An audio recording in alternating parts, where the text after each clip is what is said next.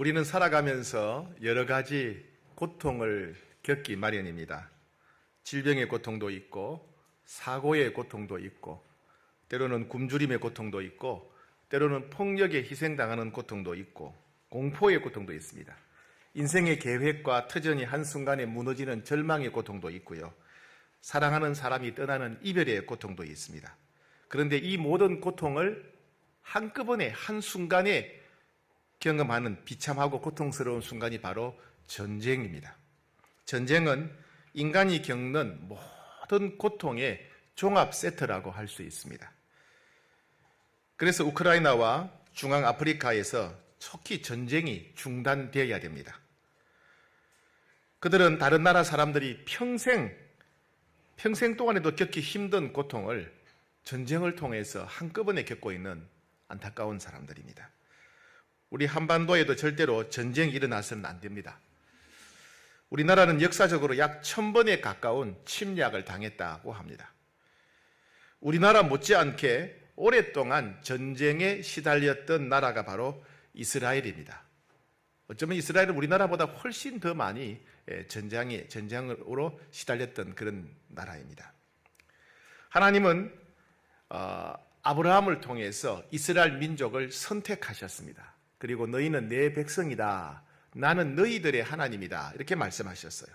그리고 이스라엘 백성들 가운데 성막을 제작하게 하셨습니다. 이 성막은 일종의 텐트죠. 장막이죠. 지구상에서 유일한 장막입니다. 하나님이 계시는 장막. 온 세상을 만드신 분이시지만은, 온 세상을 다스리는 분이시지만은 그 장막에서, 성막에서 이스라엘 백성들을 만나 주셨어요. 거기서 백성들의 죄를 용서해 주셨고, 거기서 백성들의 기도에 응답해 주셨고, 거기서 백성들의 삶을 인도하시고 은혜를 베풀어 주셨습니다. 그래서 하나님을 만나는 장막이라고 해서 회막이라고 했죠.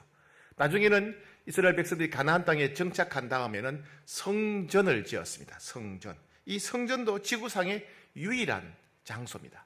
하나님은 거기서 이스라엘 백성들을 만나 주셨고, 그 성전에서 기도하면 응답해 주셨고, 그 성전에서 이스라엘 백성들에게 말씀을 주셨습니다.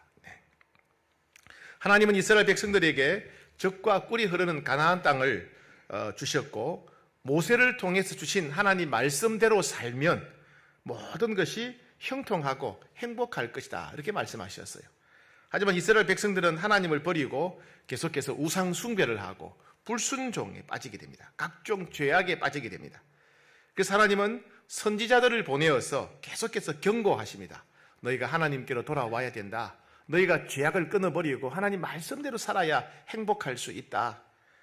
하지만 이스라엘 백성들은 그런 하나님의 경고를 버리고 계속 우상 숭배하고 계속 불순종합니다. 그래서 하나님은 그들을 일깨우기 위해서 징계를 내리시죠. 때로는 가뭄을 보내시고, 때로는 기근을 보내시고, 때로는 전염병을 보내시고, 때로는 주변에 있는 나라가 공격해서 전쟁을 겪게 합니다. 그래도 회개하지 않고 돌아오지 않으면 최후로는 이제 나라가 망하게 하셨습니다. 이스라엘 백성들은 그래서 갈 때까지 갔죠. 결국 바벨론의 공격을 받아서 기원전 586년에 나라가 망하게 되고 수만 명의 백성들이 바벨론의 포로로 끌려가게 됩니다. 그들이 하나님을 만났던 예루살렘 성전은 완전히 파괴되었고 폐허가 되어버렸습니다. 그리고 선지자를 통해서 미리 말씀하셨던 것처럼 약 70년이 지나자 이스라엘 백성들은 포로에서 해방되어서 예루살렘으로 돌아오게 됩니다. 포로에서 해방되어 예루살렘으로 돌아온 이스라엘 백성들이 제일 먼저 한 일은 뭐냐면 성전을 건축하는 일이었습니다. 다시 하나님을 만나기 위해서, 다시 하나님과의 관계를 회복하기 위해서, 하나님께 예배드려야, 하나님께 기도하고 응답받아야 행복하고 안전하고 형통할 수 있기 때문에 그들은 제일 먼저 성전 건축을 시도합니다. 여러 가지 어려움이 있었지만은 그들이 해방되고 난 이후로 한 20년 만에, 약 20년 만에 예루살렘 성전을 다시 완공하게 됩니다. 근데 문제는 뭐냐면 주변 민족들이 계속 이스라엘을 괴롭힙니다. 이스라엘 백성들이 역사적으로 볼 때 이스라엘 백성들이 하나님을 제일 잘 믿었을 때, 하나님께 예배를 제일 잘 드렸을 때 가장 막강한 나라가 되었습니다. 이스라엘 백성들이 예배를 제일 잘 드렸던 때가 언제입니까? 다윗 왕 때죠. 그죠? 다윗 왕 때. 그때 이 다윗 왕 때 주변 모든 나라들을 완전히 정복했습니다. 그죠? 그것을 기억하는 주변 나라들은 이스라엘 백성들이 하나님을 섬기지 못하도록 방해합니다.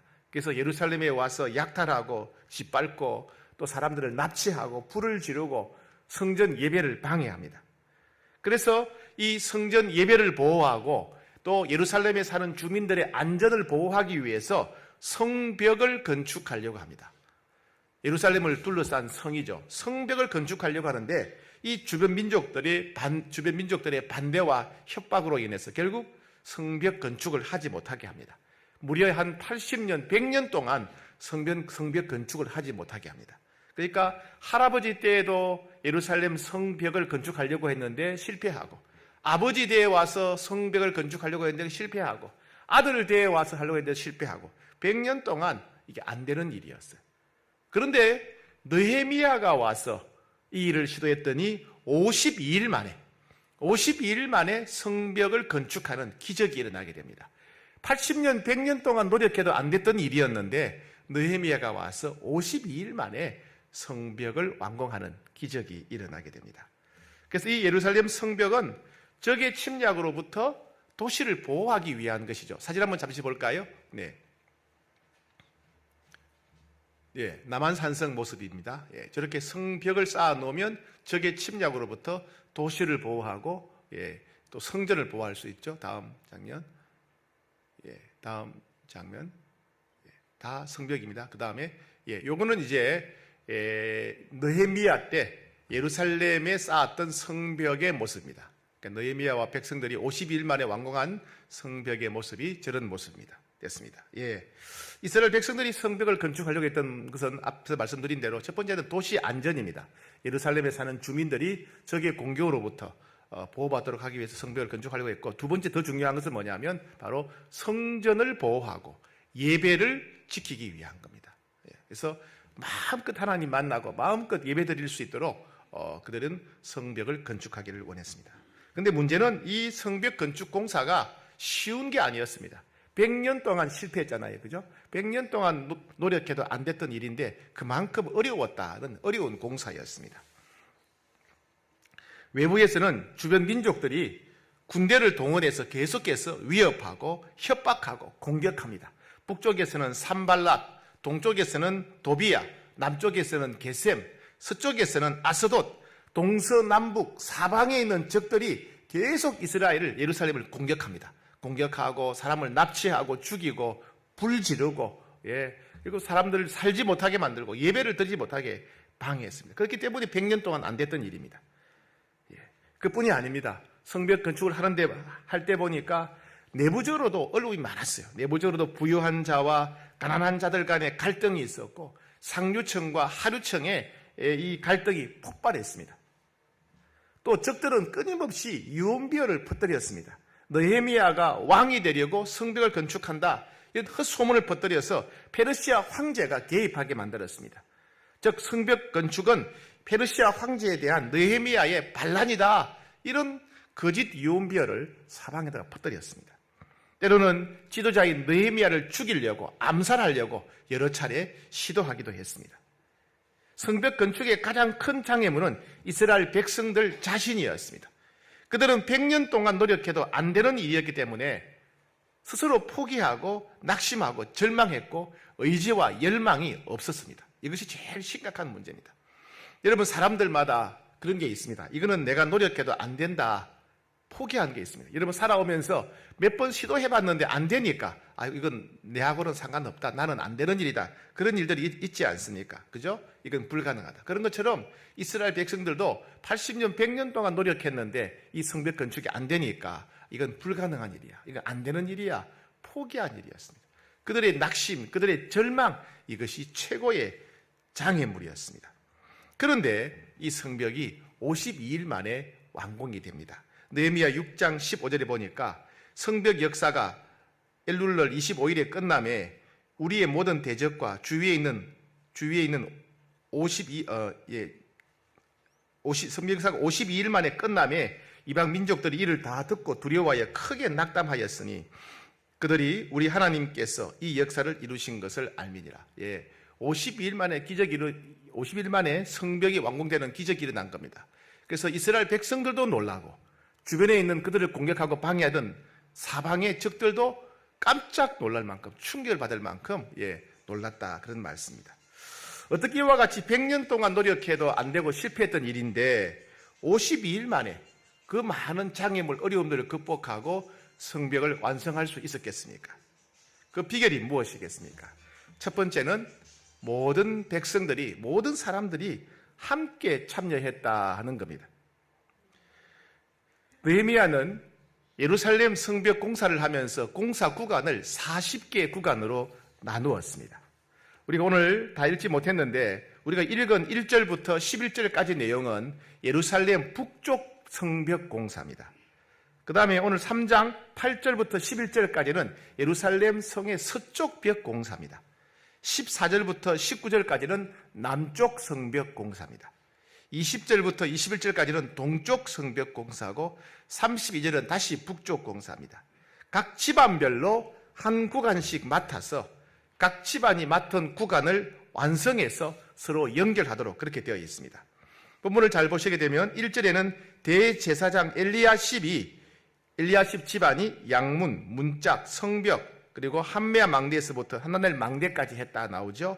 그 다음에 2절에 가게 되면요, 2절 그 다음은 나오죠. 그 다음은 여리고 사람들이 건축했다. 그리고 또 그 다음은 이므리의 아들 삭굴이 건축했다.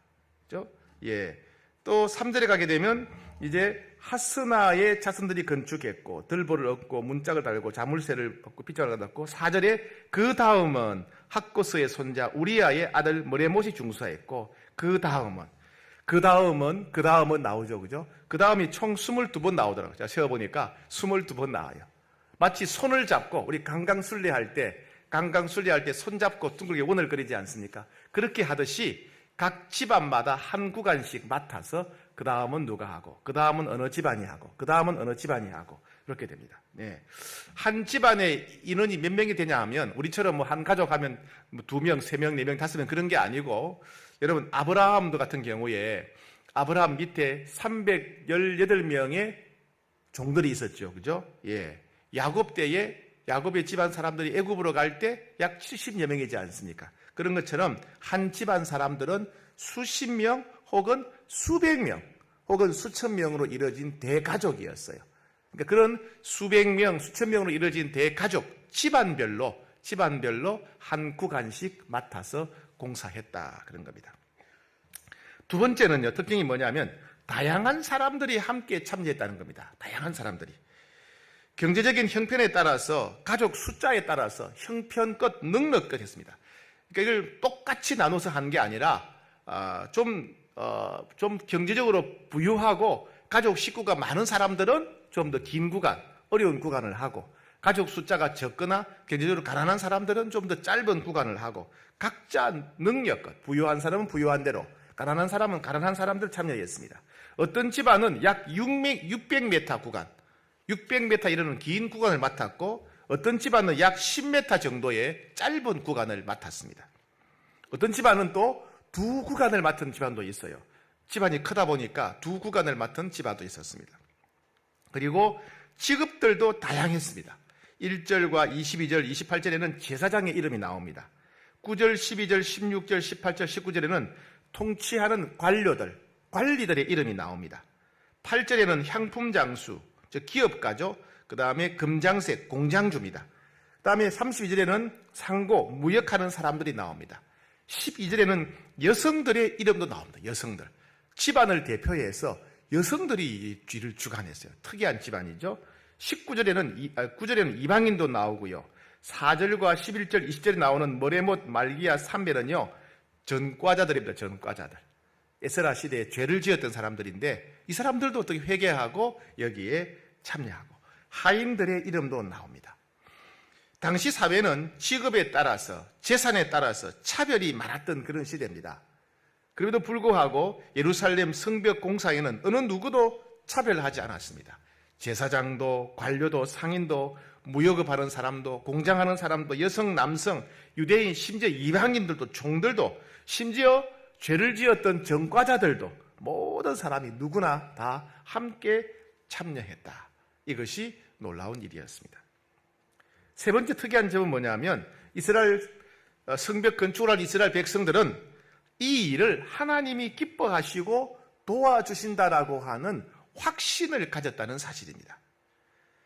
앞에서 말씀드린 대로 성벽 건축의 가장 큰 장애물은 이스라엘 백성들 자신이었습니다. 100년 동안 노력해도 안 되는 일이기 때문에 스스로 낙담하고 불가능한 일이라고 포기했습니다. 그런데 이들이 그 모든 장애물들을 극복하고 절망을 극복하고 이 일에 참여하게 된 결정적인 이유는 뭐냐면 바로 느헤미야 때문입니다. 페르시아의 최고위직 관리였던 느헤미야는 이스라엘 백성들이 끔찍하고 비참하게 고통을 당하고 있다, 이 소식을 듣게 됩니다. 포로에서 해방되어서 이스라엘에 돌아간 백성들이 성전은 완공했지만은 도시를 보호하는 성벽이 없어서 주변 민족들로부터 각종 박해, 폭력, 구타, 살해, 약탈, 방화를 당하고 있다. 그 소식을 듣고 느헤미야는 넋을 놓고 통곡합니다. 느헤미야는 고통받는 이스라엘 백성들을 위해서 금식하며 기도했습니다. 그런 백성들을 위해 기도하다가 하나님께서 자신을 성벽 건축을 위해서 부르신다 하는 것을 느끼게 됩니다. 아, 하나님이 나를 부르셔서 예루살렘 성벽 건축을 하게 하시는구나를 깨닫게 됩니다. 그리고 일련의 사건들을 통해서 하나님께서 느헤미야를 인도하신다는 것을 경험하게 됩니다. 느헤미야는 모든 것을 내려놓고 왕의 허락을 받은 다음에 예루살렘으로 가기로 결단합니다. 그리고 낙심하고 이스라엘 백성들에게 자기가 경험한 것을 나눕니다. 소식을 듣고 금식 기도했던 일, 기도하면서 하나님이 자기를 부르신다고 느꼈던 일, 그 이후로 하나님께서 여러 가지 사건을 통해서 느헤미야의 걸음을 형통하게 하셨던 일을 간증을 하죠. 간증하면서 하나님이 이 일을 원하신다, 하나님이 이 일을 인도하신다, 하나님이 기뻐하신다, 이런 간증을 하게 됩니다. 이 느헤미야의 간증을 들은 백성들이 이렇게 말합니다. 자, 이제 일어나서 성벽을 건축하자. 야, 이거 하나님이 원하신다, 하나님이 기뻐하신다. 느헤미야의 이야기를 들어보니까 하나님이 인도하시고 도와주신다. 우리 일어나서 성벽을 건축하자. 이렇게 됩니다. 그래서 어려움이 생길 때마다 이스라엘 백성들은 하나님께 부르짖으며 기도했습니다. 외부의 적들이 군대를 동원해서 위협하고 협박할 때마다, 내부에서 갈등이 일어나서 공중분해될 위기에 처했을 때마다, 적들이 거짓 유언비어를 퍼뜨려서 내란 음모죄를 뒤집어 쓸 뻔했을 때마다, 지도자인 느헤미야를 암살하려고 시도했을 때도 그들은 오직 하나님께 매달리고 기도했습니다. 왜냐하면 그들은 하나님이 그들과 함께 하시고 하나님께서 성벽 건축을 기뻐하신다는 것을 확신했기 때문에 그렇습니다. 이와 같이 하나님이 함께 하시고 도우신다는 것을 확신했기 때문에 그들은 어려움이 생길 때마다 기도하면서 버텼습니다. 넘어지고 쓰러질 때마다 하나님을 의지하면서 다시 일어났습니다. 갖가지 장애물이 생길 때마다 하나님을 신뢰하면서 성을 쌓고 또 쌓았던 것입니다. 이 세 가지가 바로 비결이었습니다. 첫 번째는 모든 사람이 가난한 사람이나 부유한 사람, 모든 사람들이 손에 손을 잡고 참여했습니다. 각자 능력껏 힘껏 최선을 다했습니다. 두 번째는 어느 누구도 차별하지 않고 다양한 사람들이 서로 인정하고 서로 받아주면서 함께 힘을 모았다는 것입니다. 세 번째는 성벽 건축한 이스라엘 백성들은 이 일을 하나님이 기뻐하신다, 하나님이 함께 하신다, 도우신다 하는 것을 확신했다는 것입니다. 그래서 100년 동안 아무리 애쓰고 힘써도 불가능했던 일이 52일 만에 완공되는 기적이 일어난 것입니다. 이 사건을 성경에 기록한 것을 잘 보면 하나님은 우리가 함께 모이는 것을 기뻐하시는구나. 하나님은 우리가 손을 맞잡고 마음을 모으고 힘을 모으는 것을 기뻐하시는구나. 하나님은 한 사람 한 사람을 소중히 여기고 서로 사랑하고 서로 배려하는 것을 기뻐하시는구나 하는 것을 알 수 있죠. 또 하나님은 우리가 어떤 상황에서도 하나님이 우리를 도우신다는 것을 확신하고 하나님을 의지하는 것, 하나님을 신뢰하는 것, 모든 문제를 하나님께 맡기는 것을 기뻐하시고 응답하시는구나. 그래서 하나님께서 이스라엘 백성들이 함께 모였을 때, 서로 배려하고 서로 용납하고 서로 사랑할 때, 하나님을 신뢰하고 의지했을 때 예상치 못했던 이런 기적을 허락해 주셨구나 하는 것을 우리가 알 수 있습니다. 여러분, 이 기적의 주인공의 이름이 나온 사람들이죠. 오늘 이 느헤미야 3장에 있는 사람들은 다 기적의 주인공이 된 사람들이에요. 이들은 52일 만에 사방팔방이 다 연결되고 성벽이 완공되었을 때 얼마나 기뻤을까요? 100년 동안 노력해도 불가능했던 일이 52일 만에 완공되었을 때 자기들 스스로가 얼마나 기뻤을까요? 그렇죠? 우리도 여러분 뭔가 계획을 세우고 목표를 세우고 하다가 열심히 노력해서 성취하게 되면 얼마나 기쁩니까? 성벽이 완공되었을 때 이스라엘 백성들은 모두 다 성벽 위에 올라가서 마음껏 뛰고 구르며 소리쳤습니다. 행진을 했습니다. 그리고 하나님의 성전 앞에 가서 성벽을 완공하게 하신 하나님께 감사 예배를 드렸습니다. 오늘 본문인 느헤미야 3장에는 이때 예루살렘 성벽 건축에 참여했던 사람들의 이름, 각 집안의 대표들의 이름이 다 기록되어 있습니다. 그의 가족들, 그의 집안 사람들, 그의 후손들은 얼마나 자랑스럽고 영광스러웠겠습니까? 그죠? 이 기록을 읽을 때마다 오늘날 지금까지 그 후손들이 살아있다는 오늘 지금까지 구약 성경을 읽을 때마다 야, 이분은 우리 할아버지다. 이분은 우리 할머니다. 그죠? 예, 얼마나 자랑스러웠겠습니까? 지금도 얼마나 그들이 자랑스러워하겠습니까? 그런데 이스라엘 사회, 예루살렘에 사는 모든 사람들이 다 참여한 것은 아니었습니다. 방관하는 사람, 불참하는 사람들도 있었습니다. 그들은 누구일까요? 여러분, 그들의 이름이 기록되었을까요? 적극적으로 성벽 건축에 참여한 사람들, 그들의 이름은 성경에 기록되었죠. 그러니 그들의 가족과 후손들이 자랑스럽고 영광스럽게 생각했겠죠. 그죠? 만약에 불참했던 사람들, 방관했던 사람들의 이름도 되었다면 그들의 후손들은 그 반대로 대대로 부끄럽고 대대로 수치스럽고 그죠? 대대로 슬퍼했을 것입니다. 근데 그들의 이름도 기록되었어요. 3장 5절에 보니까 그 다음은 드고아 사람들이 중수하였으나 그 귀족들은 그들의 주인들의 공사를 분담하지 아니하였으며, 예. 드고아 사람들 중에 일부 사람들은 참석하지 않았다. 방관했다는 겁니다. 가문의 수치죠. 가정의 수치죠. 함께 참여하지 않은 그들의 이름이 대대의 역사 대대로 수천 년 동안 성경에 기록되어서 알려지게 된 겁니다. 그들은 왜 이런 부끄러운 선택을 했을까요? 그들은 왜 이렇게 수치스러운 선택을 했을까요? 여러 가지 이유가 있겠죠. 주변 민족들에 대한 두려움, 그죠? 산발랏, 도비야, 겟셈, 아스돗에 대한 두려움, 공포 때문에, 혹은 어쩌면 이 사람들은요, 이 적들인 산발랏과 도비야, 겟셈, 아스돗과 친하게 지냈는지도 모르겠어요. 늘 자기들을 위협하니까 뇌물을 갖다 주고 막 대접하면서 우리는 보호해달라 그러고 그 적들과 내통하면서 서로 협력하며 지냈기 때문에 그러면 성벽 건축할 필요가 없다 이렇게 생각한 게 아닐까. 예, 괜히 느헤미야가 와가지고 위기의식을 조장하고 불안하게 만드는데 느헤미야 필요 없다, 성벽 필요 없다 이렇게 생각할 수 있죠. 혹은 자기들은 귀족이기 때문에 우리 같은 귀족들이 어떻게 성전 건축하는 노가다 비천한 일을 할 수 있어. 그래서 참여 안 할 수도 있겠고, 혹은 굳이 예배 드려야 되나? 굳이 예루살렘 성전에서 예배 드려야 되나?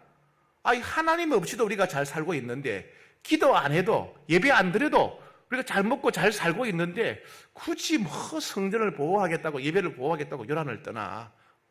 하나님 안 믿어도 괜찮아, 예배 안 드려도 돼, 기도 안 해도 돼, 이런 생각을 했을 수도 있습니다.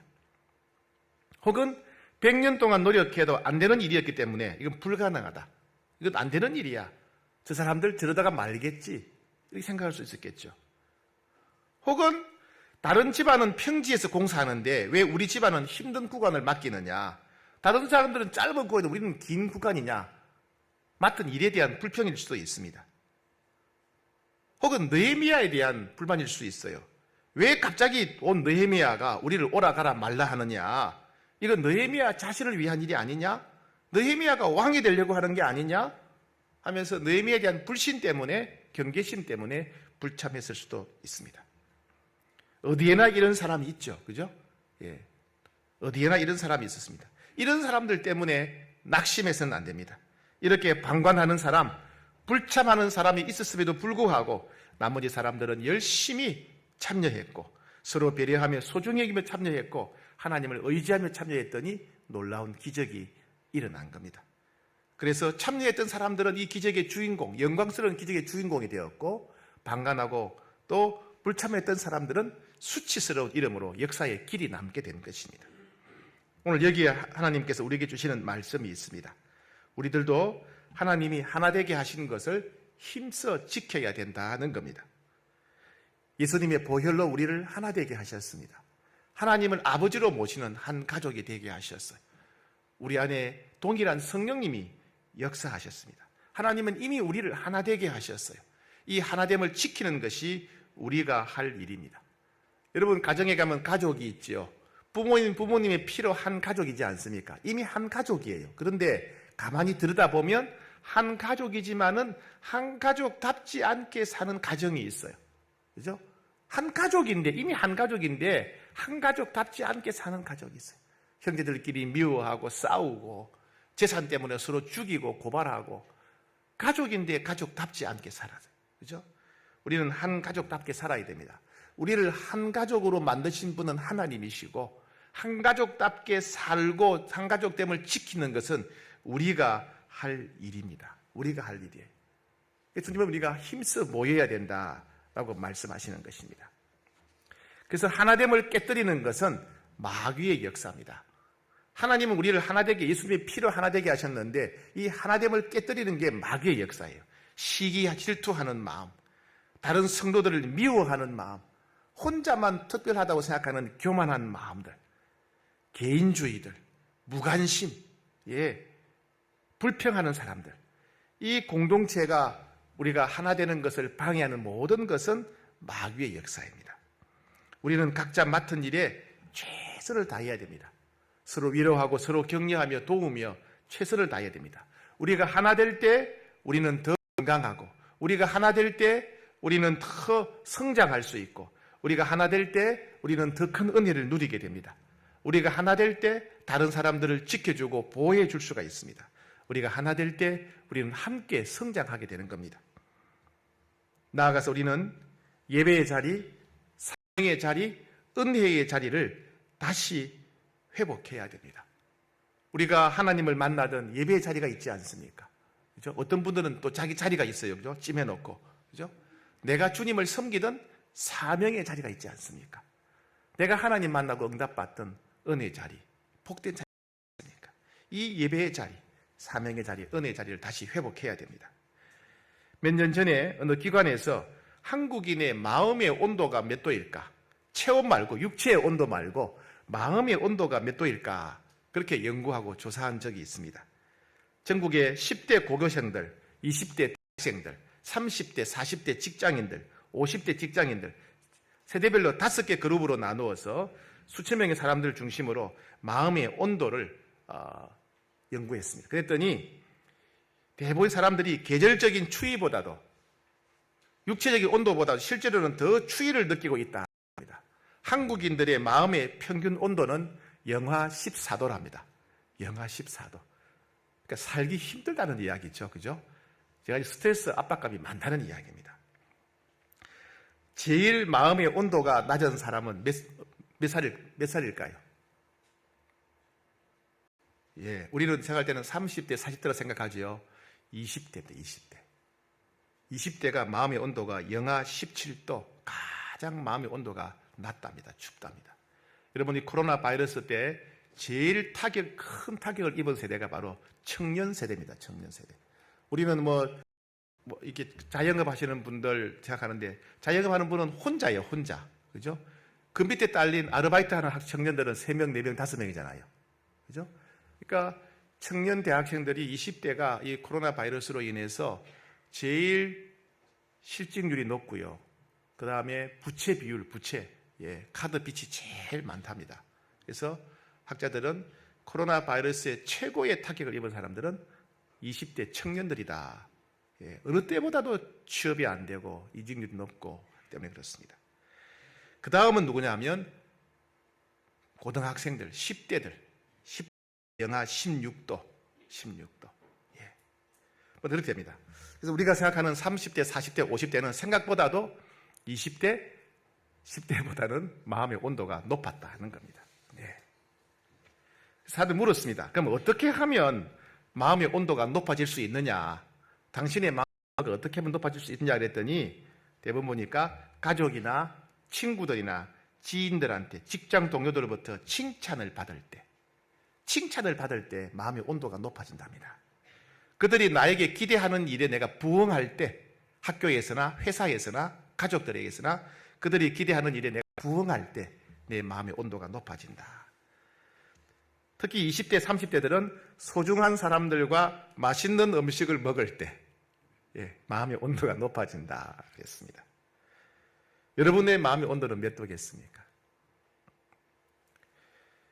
우리의 마음의 온도는 언제 따뜻해질까요? 여러분, 우리 마음의 온도는 언제 따뜻해질까요? 언제 우리 마음이 뜨거워집니까? 우리는 예배 드릴 때, 그죠? 예배 드리다가 하나님 만났을 때, 사랑방 모임하면서 서로 마음을 나누고 삶을 나누고 서로 은혜를 나누고 축복할 때 마음이 따뜻해지죠. 또래는 성경 읽다가 하나님 만났을 때, 찬양하다가 기도하다가 하나님 만났을 때 우리 마음이 뜨거워집니다. 그죠? 우리가 서로 사랑하고 서로 위로하고 격려하고 칭찬할 때 우리 마음이 뜨거워집니다. 예배의 자리를 회복해야 됩니다. 자리를 회복해야 됩니다. 사명의 자리를 다시 회복해야 됩니다. 최근에 미국의 어떤 신문에서 죽기 전에 먹어봐야 할 음식 25가지, 전 세계에서 사람들이 죽기 전에 먹을 음식 25가지를 꼽았는데 그 중에 한국에 돌솥 비빔밥이 들어갔어요. 돌솥 비빔밥.